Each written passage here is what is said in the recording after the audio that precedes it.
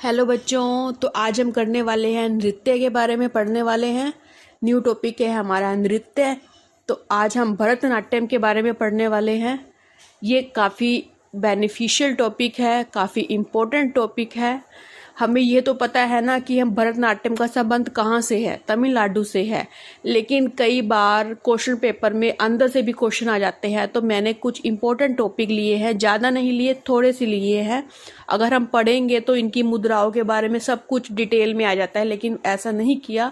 Simple छोटे छोटे topic लिए हैं ताकि एक बार आपके दिमाग में बैठ जाए अगर क्वेश्चन आता है तो। वैसे तो अंदर से बहुत कम आता है, लेकिन कई बार जो भी क्वेश्चन पेपर बनाता है, हम उनका दिमाग नहीं पढ़ के आते, वो कहीं से भी कुछ ना कुछ थोड़ा सा ट्रिकी करने के लिए वो दे देता है। ठीक है ना, तो हम थोड़ा सा पढ़ लेते हैं ताकि हमारे दिमाग में बैठ जाए और हमारा क्वेश्चन वहाँ से छूटे ना। अगर आए भी सही तो आप इसको एक बार पढ़ लेना, रीड कर लेना, ताकि आपके दिमाग में अच्छी तरह बैठ जाए।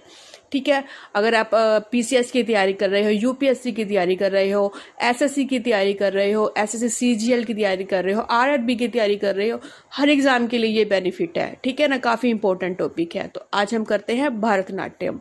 ठीक है, शुरुआत करते हैं। इस नृत्य का नाम भरत मुनि तथा नाट्यम शब्द से मिलकर बना है। ठीक है बच्चों, भरतनाट्यम, इस नृत्य का नाम भरत मुनि तथा नाट्यम शब्द से बनकर बना है, मिलकर बना है। ठीक है, जो भरत है उसका अर्थ होता है भाव, राग और ताल। उसका अर्थ क्या होता है?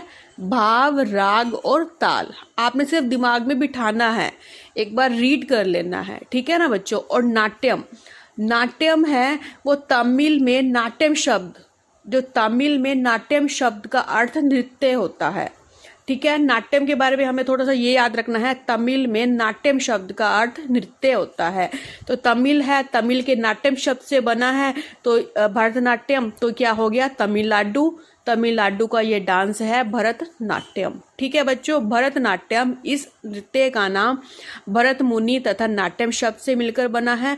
भरत का अर्थ है भाव, राग, ताल, और नाट्यम तमिलनाडु में नाट्यम शब्द को नृत्य कहा जाता है, इसलिए तमिल भाषा में है, तमिल में नाट्यम शब्द को नृत्य कहा जाता है।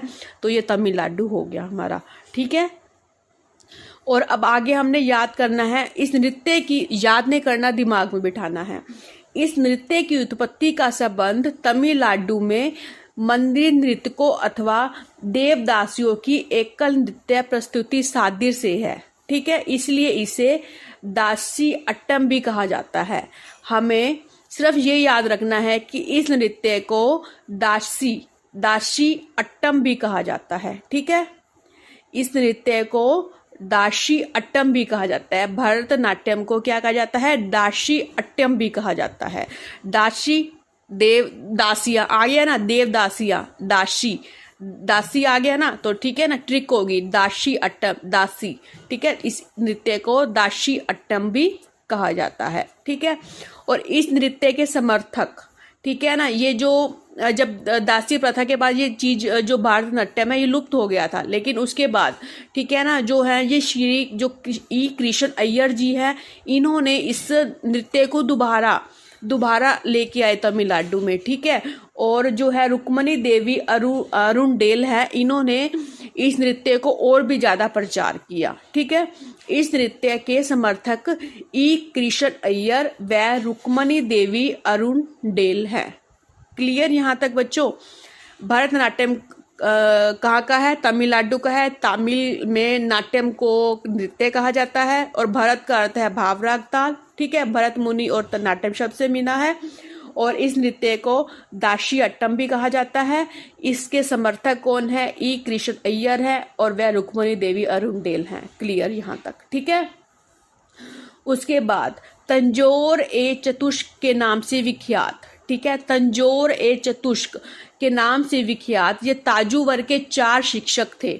ठीक है, जिन्हें तंजौर ए चतुष्क के नाम से विख्यात है जो, ठीक है, वो थे चिन्ना दहिया, पेनिया, वादीवेलु तथा शिवनंदम। ठीक है, उनके संरक्षण से भारतनाट्यम को तंजौर नाट्यम के नाम से ख्याति मिली।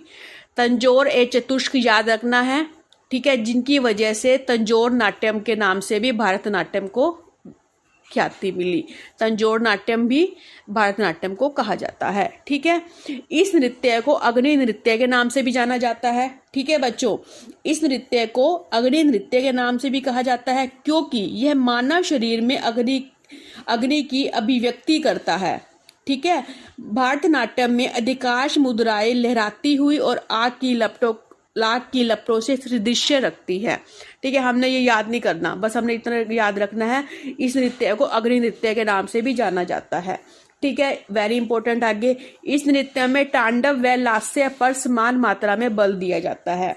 ठीक है, इस नृत्य में तांडव व लास्य पर समान मात्रा में बल दिया जाता है और यह मुख्य रूप से मुद्राओं को केंद्र में रखा जाता है। इसमें मुख्य रूप से मुद्राओं को केंद्र में रखा जाता है। ठीक है, हमें क्या याद रखना है, इस नृत्य को अग्नि नृत्य के नाम से भी कहा जाता है।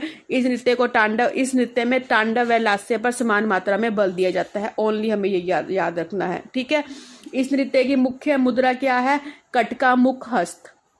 ठीक है, इस नृत्य की मुख्य मुद्रा क्या है, कटका मुखहस्त, जो ओम का चिन्ह बनाती है। ठीक है, मुद्रा जो ओम का चिन्ह बनाती है। ठीक है, जिसमें 3 उंगलियों को जोड़कर ओम का चिन्ह बनाती है। ठीक है, ओम का चिन्ह बनाती है। ठीक है, इसमें दोनों पैरों को समान रूप से विदित किया जाता है। हमने इतना याद नहीं करना, मैंने थोड़ा लिख दिया था। ठीक है, हमने सिर्फ याद रखना है, इस नृत्य को अग्नि नृत्य के नाम से भी जाना जाता है। इस नृत्य में तांडव व लास्य पर समान मात्रा में बल दिया जाता है। इस नृत्य की मुख्य मुद्रा क्या है, कटका मुख हस्त इसकी मुख्य मुद्रा है। ठीक है, इसमें एक चर्य लास्यम शैली से भी जाना जाता है। ठीक है, इसे एक चर्य लास्यम शैली से भी जाना जाता है। एक चर्य लास्यम। ठीक है, ठीक है, हमने अब इसके बारे में क्या याद रखना है, मैंने आपको ये बता देती हूँ। इसे दाशी अट्टम के नाम से भी कहा जाता है। ठीक है, तंजौर ए चतुष्क के नाम से विख्यात। ठीक है, जिनकी वजह से तंजौर नाट्यम के नाम से भी जाना जाता है, इसको ख्याति मिली थी। ठीक है, इस नृत्य को अग्नि नृत्य के नाम से भी जाना जाता है।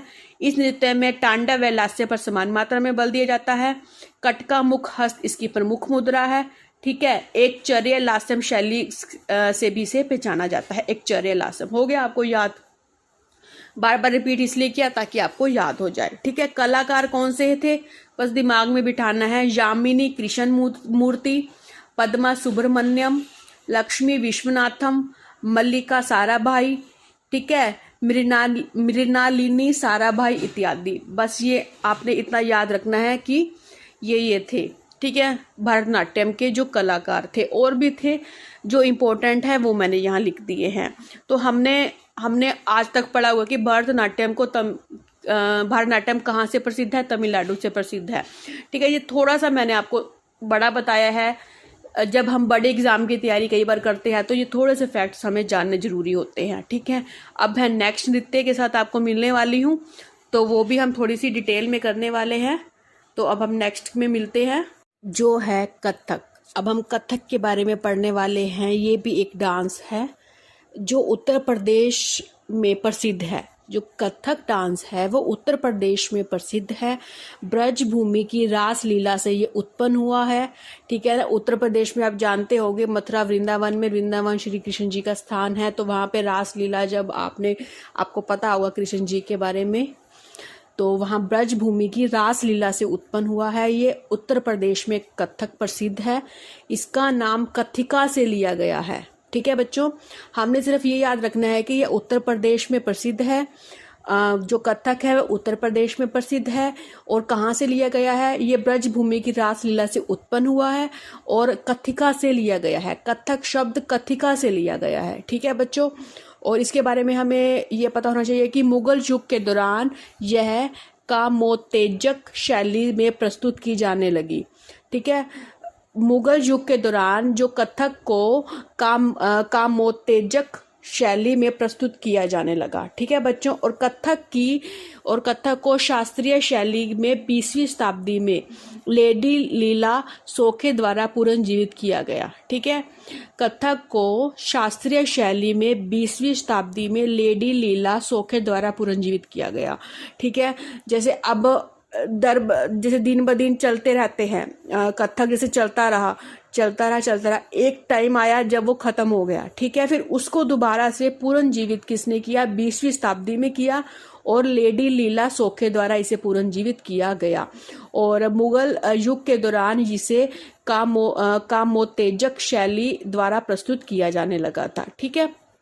और इसे कथक को शास्त्रीय शैली में 20वीं शताब्दी में लेडी लीला सोखे द्वारा पुनर्जीवित किया गया, ठीक है। और कथक जो है वो 4 घराने हैं कथक के, जो अलग अलग शैली और अलग अलग टाइप के नृत्य पेश करते हैं, ठीक है। जो है लखनऊ घराना, ठीक है, जो है जयपुर घराना, रायगढ़ घराना, और एक जो लास्ट में है बनारस घराना, ठीक है। इसके अंदर हमें कुछ थोड़ा बहुत याद रखना पड़ेगा, याद भी नहीं, बस आपको पता होना चाहिए, ये जनरल नॉलेज की बात है, ठीक है ना। बस आपको यह पता होना चाहिए कि 4 घराने हैं कथक के अंदर, जो है लखनऊ, जयपुर, रायगढ़ एंड बनारस घराना, ठीक है। जो लखनऊ घराना है इसे नवाब वाजिद अली शाह द्वारा, वो मतलब कि उन्होंने इस घराने की शुरुआत करी थी, ठीक है, नवाब वाजिद अली शाह ने, ठीक है। इसमें अभिव्यक्ति व लालित्य पर बल दिया गया है, ठीक है। जयपुर, इसकी शुरुआत भानु जी द्वारा की गई थी। इसमें प्रवाह, गति व लंबे लयबंद पैटर्न पर बल दिया गया है, ठीक है। और रायगढ़, जैसे हम कथक में हम डांस करते हैं, जो भी घूमते हैं ना, जैसे हम कथक घूम के होता है, जो शैली मुद्राएं वगैरह होती हैं, तो वो वैसे ही प्रवाह, गति, जब प्रवाह में इस तरह से करना है, इसकी गति ऐसे करनी है, लंबे लयबंद मीन्स की इतने चक्कर काटने हैं, तो ऐसे कुछ चक्कर काट के हम करते हैं, तो इस तरह से उन्होंने बता रखा है। और रायगढ़, इसकी शुरुआत राजा चक्रधर सिंह जी द्वारा की गई थी, और बनारस, इसकी शुरुआत जानकी प्रसाद जी के द्वारा की गई थी। और यह फर्श पर किया जाता है, जो बनारस का है यह फर्श पर किया जाता है, और जानकी प्रसाद द्वारा की गई थी। हमें सिर्फ यही याद रखना है, कथक कहाँ का प्रसिद्ध है? उत्तर प्रदेश का प्रसिद्ध है, ब्रजभूमि के रासलीला से उत्पन्न हुआ है, और कथिका शब्द से निकला है। और मुगल युग के दौरान यह इसमें कामोत्तेजक शैली द्वारा प्रस्तुत किया जाता था, और 20वीं शताब्दी में इसे लेडी लीला सोखे द्वारा पुनर्जीवित किया गया, ठीक है। हमें इतना याद रखना है, 4 घराने हैं, ये भी याद रखना है, लखनऊ, जयपुर, रायगढ़ और बनारस। अंतर का थोड़ा कम याद रखना है, लेकिन थोड़ा बहुत मतलब कि याद नहीं रखना, थोड़ा सा याद होना चाहिए कि कभी क्वेश्चन आ जाता है तो इस घराने का कौन है, लेकिन कम आता है, ना भी आए लेकिन थोड़ा सा पता होना चाहिए, ठीक है बच्चों। तो आगे हम पढ़ने वाले हैं, जो इसके समर्थक हैं बिरजू महाराज जी हैं, लच्छू महाराज जी हैं, सितारा देवी है, दमयंती जोशी इत्यादि है, जो मेन है, ठीक है। हमने कथक अब खत्म कर लिया। कथक कहाँ का है? उत्तर प्रदेश से है, और जो ब्रजभूमि की रासलीला से उत्पन्न हुआ है, इसका नाम कथिका से लिया गया है, ठीक है। आज हमने ये पढ़ लिया। तो नेक्स्ट है मोहिनी अट्टम। मोहिनी अट्टम क्या है? केरल की महिलाओं द्वारा किया जाने वाला यह एकल नृत्य है, ठीक है बच्चों। हमें क्या याद रखना है? जो मोहिनी अट्टम है केरल की महिलाओं द्वारा किए जाने वाला यह एकल नृत्य है, ठीक है। मोहिनी अट्टम कहाँ का डांस है? केरल का, ठीक है। इसे V.N. मेनन द्वारा पुनर्जीवित किया गया था, ठीक है। 19वीं शताब्दी में वाडी बेलू द्वारा विकसित किया गया, ठीक है। मोहिनी अट्टम नृत्य मोहिनी के नाम से बना है, और इसको जो भी इसका ध्यान मतलब कि जो इसके लिए प्रसिद्ध है वो है सुनंदा नैयर और कलामंडलम, शेमवती, माधुरी अम्मा, जयप्रभा मेनन एक्सेट्रा। जो भी मेन है वो मैंने आपको बता दिए, ठीक है। कथक उत्तर प्रदेश से है, मोहिनी अट्टम केरल से है, और यह एकल नृत्य है। मोहिनी अट्टम मोहिनी के नाम से बना है, ठीक है। और इसे V.N. मेनन द्वारा पुनर्जीवित किया गया था। 19वीं शताब्दी में इसे वाडी बेलू द्वारा विकसित किया गया, ठीक है। तो हमने आज पढ़ लिया। मैंने आपको 3 डांस करवा दिए हैं, और थोड़ी डिटेल में करवाए हैं, लेकिन आपको तो ये याद रखना है कि कौन सा कहाँ का प्रसिद्ध है। लेकिन कई बार बीच में से क्वेश्चन आ जाता है, इसलिए आपको डिटेल बताइए, ताकि अगर आ भी जाए तो अगर आपने अच्छी तरह वीडियो देखी होगी तो आपके माइंड में रिमेंबर होगा वो चीज़। अगर हम किसी चीज़ को देखते हैं तो हमारे दिमाग में कई बार वो बैठ जाती है, तो इसीलिए थोड़ा सा अच्छी तरह करवाया है, ठीक है बच्चों। तो ध्यान से करना। All the best. अगर आप आगे कोई एग्ज़ाम देने वाले हो और अपने माँ बाप का नाम रोशन करो, तो हम आगे और डांस के बारे में पढ़ेंगे। तो अब हम मिलते हैं नेक्स्ट वीडियो में। Thank you. हैव